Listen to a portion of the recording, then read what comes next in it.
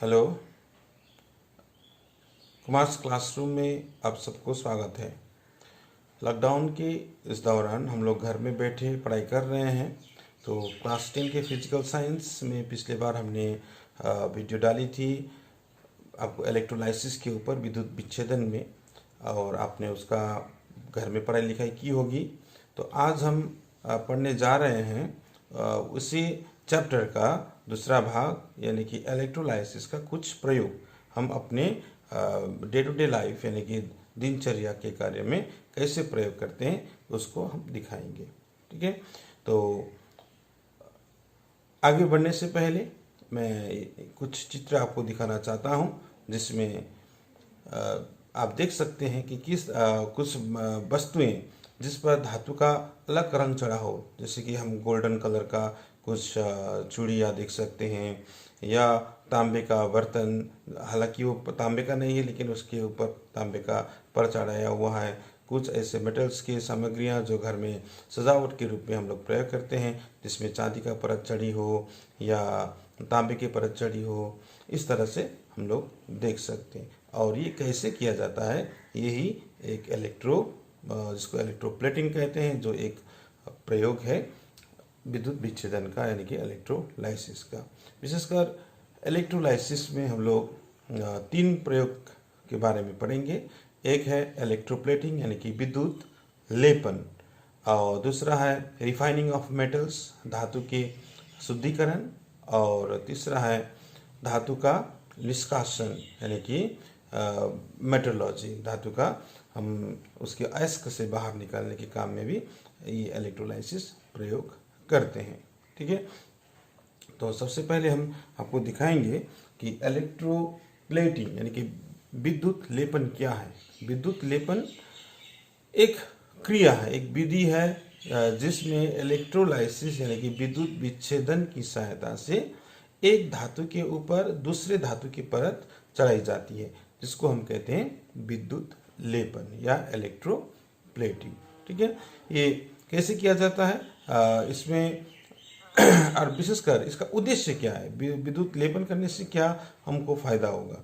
तो विद्युत लेपन का फायदा या उसका उद्देश्य यह है कि विशेषकर वस्तु को सुंदर दिखाने के लिए, जैसे कि आप लड़कियां विशेषकर चूड़ियाँ पहनते हैं या कानों का झुमका हुआ, जो दूसरे धातु के होते हैं, हो सकते हैं वो चांदी का हो, तांबा का हो, लेकिन उसके ऊपर सोना का या चांदी का परत चढ़ाया हुआ रहता है, जिसको ज़्यादातर लड़कियां इस चीज़ को और बारीकी से जान सकते हैं। ठीक है, उसको सुंदरीकरण करने के लिए 1 नंबर पॉइंट हम लिख सकते हैं, सुंदरीकरण करने के लिए। दूसरा हो गया टिकाऊ करने के लिए, कोई भी चीज़ को टिकाऊदार बनाने के लिए, जैसे कि घरों के जो टीना होते हैं, छत में टीना लगाया जाता है, वो जो सादा रंग का आप लोग देख सकते हैं, वास्तव में वो जस्ता का परत चढ़ाया हुआ है, वो भी इलेक्ट्रोप्लेटिंग के थ्रू ही चढ़ाया जाता है। जस्ता का परत, जिसको हम लोग गैल्वेनाइजेशन भी कहते हैं, जो लोहे के जो चादर है उसके ऊपर जंग से बचाने के लिए ये किया जाता है, जस्ता का यानी कि जिंक का परत चढ़ाया जाता है। ठीक है, तो एक है टिकाऊ बनाने के लिए, दूसरा है सुंदर दिखाने के लिए। ठीक है, और यानी कि और तीसरा ये भी हो सकता है कि किसी सस्ते धातु को महंगी बनाने के लिए। तो इस प्रकार से इसका उद्देश्य है। लेकिन अब हम दिखाएंगे आपको उदाहरण की सहायता से कि कैसे ये विद्युत लेपन किया जाता है। तो आप लोगों को पता होगा, पिछले बार हमने तांबा का शुद्धिकरण एक कॉपर सल्फेट का विद्युत विच्छेदन दिखाए थे। कॉपर सल्फेट का आपको पता होगा, CuSO4 में 2 धातु डुबा के, एक में कॉपर रहेगा, और कॉपर यानी कि तांबा दूसरे कैथोड में जाकर कैसे वो डिपॉजिट होता है, वो हमने दिखाया था। तो आज उसी का चीज़ है, विद्युत लेपन में भी हम वही चीज़ करेंगे। जैसे कि हमको ये विद्युत पात्र है, इसमें हमको मानना कि एक लोहा के किसी वस्तु पर, लोहा के या छड़ या कोई वस्तु पर यदि हमको तांबे का परत चढ़ाना है, तो क्या करेंगे, सबसे पहले यहाँ पर जो इलेक्ट्रोलाइट लेंगे वो इलेक्ट्रोलाइट होगा कॉपर सल्फेट, CuSO4 का घोल रहेगा। उसमें दो छड़ रहेंगे, एक होगा जिस पर ये है कैथोड और ये है एनोड, जिस पर हम बैटरी जोड़ेंगे। ये धनावेश, ये ऋणावेश से जोड़ेंगे, तो ये कैथोड हो गया, ये एनोड हो गया। अब कॉपर सल्फेट को हम पहले बता चुके हैं, कॉपर सल्फेट Cu2+ आयन में विभक्त होगा सल्फेट SO4 2- में, ठीक है। और विशेषकर यहाँ पर क्या होगा, ये तांबा का छड़ है, ये भी, ये छड़ कैथोड एनोड में जो लगा हुआ है ये भी कॉपर है। और यहाँ पर मान लीजिए यहाँ कोई दूसरा वस्तु लोहा का मान लीजिए ये लोहा का चम्मच हो, लोहा के चम्मच के ऊपर हम कॉपर यानी कि तांबा के परत चढ़ा रहे हैं, तो जैसे ये विद्युत यह बैटरी से जोड़ देंगे, धीरे धीरे ये कॉपर यहाँ से पिघलना शुरू हो जाएगा और यहाँ पर कॉपर का परत चढ़ना शुरू होगा। ये क्यों होगा, क्योंकि पिछली बार हमने बताया था कैथोड पर जो रिएक्शन होगा, कैथोड पर यहाँ पर Cu2+ जो है इसके ऊपर जाएगा कैथोड के ऊपर, क्योंकि कैथोड में नेगेटिव चार्ज है, तो नेगेटिव पॉजिटिव की तरफ चला, पॉजिटिव जो आयंस है कैटायन जो कैथोड की तरफ भागते हैं, इसलिए Cu2+ यहाँ से 2 इलेक्ट्रॉन ग्रहण करके कॉपर यानी कि तांबा बन जाता है और यहाँ पर डिपॉजिट होने लगता है। और एनोड पर क्या होगा रिएक्शन, जो पिछले बार दिखाए थे वही होगा। एनोड पर रिएक्शन होगा, कोई दिखाई नहीं देगा तो हम थोड़ा सा कैमरा को इधर दिखा रहे हैं। और एनोड पर होगा, यहाँ से इधर आएगा कॉपर, बाहर आएगा, Cu 2 इलेक्ट्रॉन त्याग करके Cu2+ बनेगा। ये है आपका, इस तरह से हम किसी वस्तु पर हम दूसरे धातु का, किसी धातु पर दूसरे धातु का परत कैसे चढ़ाते हैं, ये आपको इस तरह से हम इलेक्ट्रोप्लेटिंग या विद्युत लेपन में दिखा सकते हैं। तो विद्युत लेपन में आपको ये चीज़ ध्यान में रखना होगा कि कैथोड में क्या रखते हैं, एनोड में क्या रखते हैं और उसका इलेक्ट्रोलाइट क्या होगा, ठीक है। तो विद्युत ये याद रखिए, कैथोड में जिस वस्तु पर हमको लेपन करना है, परत चढ़ानी है, तो वो हम रखेंगे कैथोड पर। और जिस वस्तु का, जिस धातु का परत चढ़ानी हो, जैसे कि तांबा का परत चढ़ाना है हमको लोहा पर, तो कैथोड पर क्या होगा, एनोड पर क्या होगा, तांबा यानी कि कॉपर। और ये जो इलेक्ट्रोलाइट भी स्पेसिफिक होगा, तो जिस धातु की हमको परत चढ़ाना है उसी धातु का ही लवण चाहिए। जैसे कि तांबा का हम चढ़ा रहे हैं, कॉपर का परत चढ़ा रहे हैं लोहा के ऊपर, तो कॉपर का ही यहाँ पर इलेक्ट्रोलाइट हुआ, कॉपर का सॉल्ट ने कॉपर सल्फेट हुआ, उसका लवण यहाँ पर लगा रहे हैं। तो सवाल भी यहाँ पर आपको इसी प्रकार से पूछेगा, यदि किसी लोहे की वस्तु पर तांबा की परत चढ़ानी हो तो कैथोड, एनोड और इलेक्ट्रोलाइट क्या होगा, तो आपका आंसर होगा कैथोड होगा वो चम्मच या वो लोहा की वस्तु, एनोड होगा तांबा और इलेक्ट्रोलाइट होगा कॉपर सल्फेट, ठीक है। इस तरह से तांबा की परत चढ़ानी है तो कैथोड पर क्या होगा, जिस वस्तु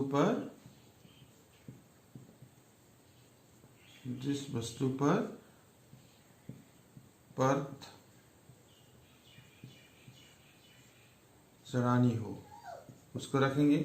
और एनोड पर क्या रखेंगे, एनोड पर कॉपर यानी कि तांबा, और इलेक्ट्रोलाइट या विद्युत विच्छेद्य, इलेक्ट्रोलाइट होगा कॉपर सल्फेट का घोल, ठीक है।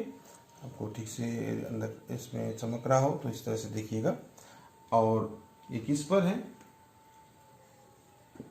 कॉपर का परत चढ़ाने के लिए। यदि हमको निकेल का परत चढ़ाना हो तो निकेल माने Ni, निकेल का चढ़ाने के लिए क्या चीज़ ध्यान में रखना पड़ेगा। तो असुविधा हो रहा तो थोड़ा कैमरा को नज़दीक कर देंगे।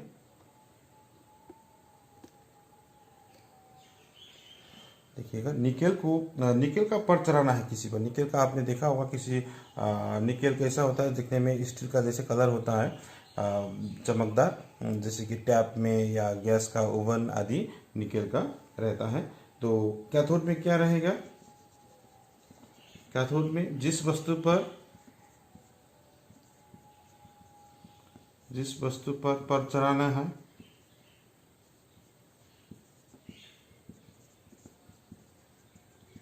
और एनोड में क्या होगा, एनोड में होगा निकेल धातु और इलेक्ट्रोलाइट क्या होगा, इलेक्ट्रोलाइट होगा आपका निकेल सल्फेट। ठीक है, तो इसमें आपका रिएक्शन भी पूछता है, कैथोड पर कौन सा रिएक्शन होगा, ठीक है, एनोड पर कौन सा रिएक्शन होगा। तो कैथोड पर रिएक्शन क्या होगा हमने दिखाया है आपको अभी कि Cu2+ 2 इलेक्ट्रॉन लेके जाएगा पर, और एनोड पर कौन सा रिएक्शन होगा, कॉपर पर 2 इलेक्ट्रॉन त्याग करके बनेगा कॉपर 2+। ठीक है, उसी तरह से एनोड कैथोड में भी यहाँ पर रिएक्शन उसी तरह से आप दिखा सकते हैं। निकेल का भी कैथोड में रिएक्ट निकेल के लिए दिखा सकते हैं Na+, 1 इलेक्ट्रॉन लेगा और बनेगा निकेल। ये केमिकल रिएक्शन दिखा रहे हैं हम। और एनोड पर रिएक्शन क्या होगा, निकेल 1 इलेक्ट्रॉन त्याग करेगा और बनेगा डबल प्लस होगा Na2+, तो 2 इलेक्ट्रॉन होगा और Na से बनेगा 2 इलेक्ट्रॉन त्याग करेगा और बनेगा Na2+। ठीक है, तो ये हो गया। इसी तरह से हम लोग चांदी का भी कर सकते हैं। चांदी के लिए भी हम क्या होगा, जिस वस्तु पर तांबा चढ़ाना हो, जिस वस्तु पर चढ़ानी हो चांदी का, वो हम कैथोड पर रखेंगे और एनोड पर क्या रखेंगे, चांदी का छड़ रखेंगे, चांदी का प्लेट रखेंगे। और इलेक्ट्रोलाइट में क्या रखेंगे, यदि चांदी हो तो आपको लिए हम दिखा देंगे यहाँ पर।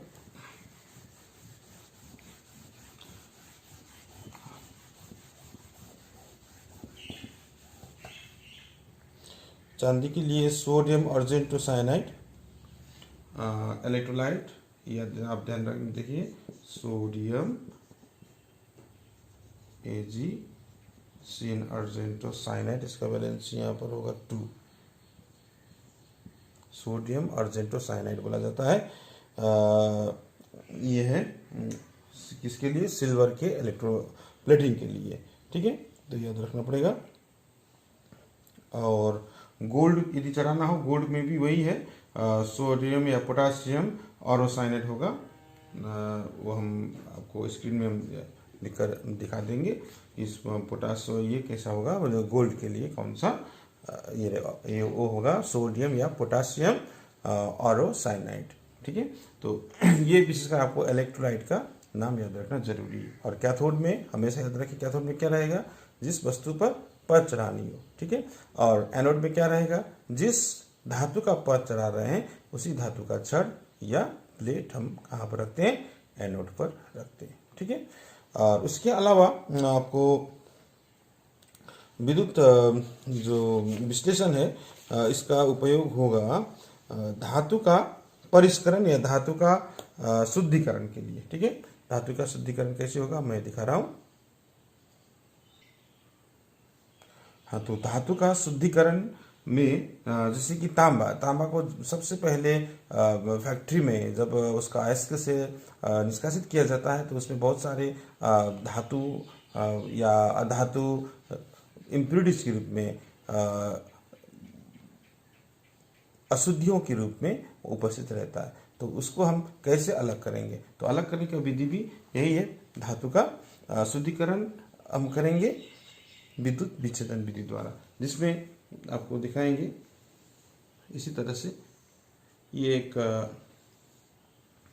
आपको इलेक्ट्रोलाइट का ये है यूटिलाइज करने का जो पात्र है, इसमें कैथोड के रूप में शुद्ध तांबा रहेगा। ये कैथोड है, कैथोड में रहेगा आपका प्योर कॉपर, ठीक है। और यहाँ पर जो एनोड है, एनोड के रूप में हम लोग क्या करेंगे, इम्प्योर अशुद्ध कॉपर, इम्प्योर कॉपर लगाएंगे। और इसको जब हम विद्युत से जोड़ देंगे तो क्या होगा, यहाँ पर कॉपर सल्फेट का घोल है, तो यहाँ से जितना भी कॉपर है यहाँ पर डिपॉजिट होने लगेगा। और यहाँ का जो जितने कॉपर है, यानी कि अशुद्ध कॉपर के अंदर जो कॉपर उपस्थित है वो कॉपर यहाँ पर चला आएगा, Cu2+ के रूप में यहाँ पर आएगा, ठीक है। और यहाँ का कॉपर लास्ट में यहाँ पर डिपॉजिट होता जाएगा, ठीक है। ये भी विद्युत विच्छेदन का ही एक उपयोग है, यानी कि अशुद्ध तांबा से शुद्ध तांबा में कैसे निकाला जाता है। यहाँ से केवल तांबा ही निकल के आएगा और कोई धातु यहाँ से निकलता नहीं है, खाली तांबा ही निकल के यहाँ पर डिजल्व होगा और यहाँ से यहाँ निकल जाएगा। तो ये है धातु का शुद्धिकरण, ठीक है। दूसरा है इसका हम दूसरा रूप भी दिखा सकते हैं। ये सिंपल डायग्राम है, आपका किताब में देखिएगा दूसरी तरह से दिखाया गया है। हालांकि ये खाली एक प्लेट नहीं रहेगा, उसमें एक बड़ा सा टैंक में क्या रहता है कि एक कैथोड एनोड करके बारी बारी से रखा जाता है एक ही सोल्यूशन के में, ताकि हम एक बार में बहुत ज़्यादा तांबा का निष्कासन करने के लिए आपकी किताब में हो तो आप देखें, और नहीं तो मैं आपका यहाँ पर स्क्रीन पर शेयर कर रहा हूँ, वो चित्र भी आप देखें। उसके बाद आएगा धातु का निष्कासन, यानी कि एक्सट्रैक्शन ऑफ मेटल। 3 नंबर उपयोग है ये।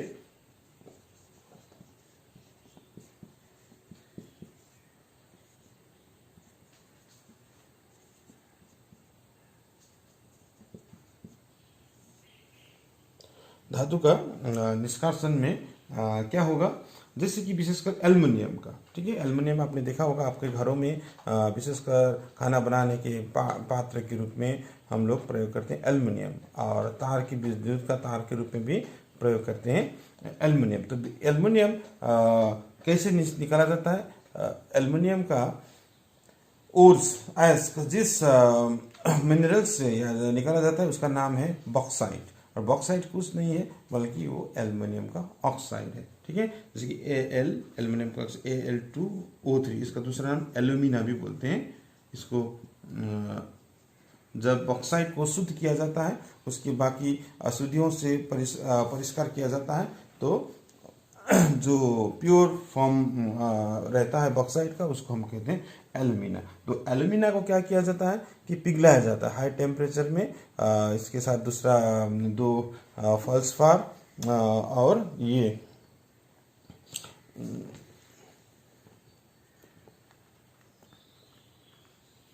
क्रायोलाइट से क्रायोलाइट और फेल्सपार उसमें मिला के पिघलाया जाता है, और उस पिघली हुई अवस्था में इसी तरह से हम क्या करेंगे, एल्युमिनियम का विद्युत विश्लेषण करेंगे। Al2O3, इसमें एल्युमिनियम का आयन रहेगा और ऑक्सीजन का आयन रहेगा, ठीक है। और इसमें कैथोड और एनोड इस तरह से हम नहीं दिखा सकते हैं, लेकिन ये इसके पात्र में वास्तव में क्या होगा, ये पात्र ही एक एल्युमिनियम का जो पात्र जो है वही कैथोड का काम करेगा, और यहाँ पर बीच में छड़, कार्बन का छड़ रहता है जो एनोड का काम करेगा, ठीक है। बैटरी की सहायता से एल्युमिनियम के छड़ को पॉजिटिव, और ये पात्र के अंदर का जो भाग है उसको नेगेटिव यानी कि लगा दिया जाता है। तो यहाँ पर रिएक्शन क्या होगा, ये आपको देखने की बात ये है, कैथोड पर एल्युमिनियम 3+, एल्युमिनियम का जो आयन है वो आपको दिखाई नहीं दे रहा है यहाँ पर, थोड़ा सा यहीं पर लिखें। एल्युमिनियम का जो आयन है वो 3 इलेक्ट्रॉन ग्रहण करके क्या बनेगा, एल्युमिनियम का धातु बनेगा, और एनोड पर कर दें इसको, और एनोड पर क्या होगा, ऑक्सीजन का जो आयन है वो इलेक्ट्रॉन त्याग करेगा, 2 इलेक्ट्रॉन करके ऑक्सीजन का परमाणु बनेगा, और ऐसे 2 ऑक्सीजन मिलके ऑक्सीजन का परमाणु मिलकर ऑक्सीजन का अणु बनेगा, और कैथोड से ऑक्सीजन गैस निकल आएगा। इस तरह से एल्युमिनियम कहाँ पर जमता है, ये कैथोड पात्र के चारों तरफ एल्युमिनियम पिघली हुई अवस्था में रहता है, उसको बाहर निकाला जाता है। ठीक है, ये है। इस तरह से आपको यहाँ एल्यूमिना से एल्युमिनियम किस प्रकार से निकाला जाता है वो ये सवाल पूछा जा सकता है। आपका कैथोड और एनोड में जो रिएक्शन हो रहा है वो पूछा जा सकता है।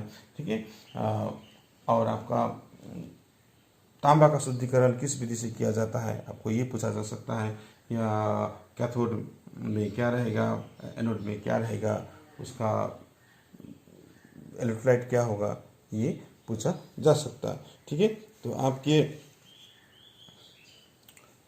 तो यहाँ पर ये पार्ट आपका पीरियोडिक टेबल से लेकर उसके बाद रासायनिक बंधन और उसके बाद इलेक्ट्रोलाइसिस और विद्युत लेपन से लेकर ये प्रयोग जो है विद्युत विच्छेदन का, विद्युत लेपन, धातु का शुद्धिकरण और धातु का निष्कासन, ये यहाँ तक खत्म होती है। और बाकी पार्ट आपका प्योरली केमिस्ट्री, ऑर्गेनिक केमिस्ट्री है या और दूसरा इनऑर्गेनिक केमिस्ट्री है, आपका हम चालू रखेंगे। लेकिन आप ये वीडियो देखते समय आप ध्यान से पहले वीडियो को देखें, जो बोर्ड में लिखा गया चीज़ है उसको अपने खाते में उतारने की कोशिश करें। हालांकि वीडियो है, आपकी बहुत सुविधा है कि आप इस वीडियो को रोक कर भी उतार सकते हैं कि बोर्ड में क्या लिखा गया है, और उसके बाद आप वीडियो पूरा देखने के बाद जो बात आप समझ सकते हैं, समझने के बाद वीडियो रिवाइंड करके आप देखिए समझने के लिए, और उसके बाद आप किताब पढ़िए, किताब में जो लिखा है, और उसके बाद आपको जो समझ में नहीं आएगा मुझे आप व्हाट्सएप के थ्रू हो या वीडियो के लिंक में नीचे जो कमेंट बॉक्स है उसमें कमेंट करके हो, आप ज़रूर कमेंट करें ताकि हम अधिक से अधिक आपको इस चैप्टर को समझने में सहायता कर सकें। और भी वीडियो हैं, मैं जानकारी के लिए बता दूं, ऑलरेडी बहुत सारे वीडियो मेरे यूट्यूब चैनल में डाला गया है, तो आप उस वीडियो को देख सकते हैं, कमेंट कर सकते हैं, सवाल पूछ सकते हैं। कुछ वीडियो है आपके मोटिवेशन के लिए, वो वीडियो भी आप देख सकते हैं। कुछ वीडियो है अपने माता पिता के लिए, वो वीडियो अपने माता पिता को ज़रूर दिखाइए, और आप माता पिता के लिए और वीडियो ज़रूर डिमांड करते हैं तो और भी मैं नया वीडियो बना के अपने माता पिता के लिए मैं डाल दूँगा। और कोरोना के समय आपको ये बात ज़रूर ध्यान में रखना चाहिए, कोरोना अभी देश से ख़त्म नहीं हुआ है। लॉकडाउन में कुछ रियायत मिली हुई है, लेकिन इसका मतलब ये नहीं कि हम पूर्ण रूप से आज़ाद हो गए हैं कोरोना से आज़ाद नहीं हुए हैं। कोरोना से आज़ाद होने के लिए हमको फाइट करना पड़ेगा, और घर में रहिए, बाहर मत घूमिए, और जो बार बार हाथ धोने का जो सलाह दी जाती है वो कीजिए, और डे टू डे अपडेट देखिए, न्यूज़ देखिए, और उसके अलावा आप अपना ख्याल रखिए, अपना सेहत का ख्याल रखना ज़रूरी है। घर में बूढ़े हैं या बच्चे हैं उनका ज़रूर ख्याल रखिएगा, साथ में पढ़ते रहिए, और पढ़ाई आप इंजॉय करेंगे तभी सीख पाएंगे। ठीक है, आप पढ़ाई का इंजॉय करते रहिए। Okay, thank you for watching my video, thank you very much.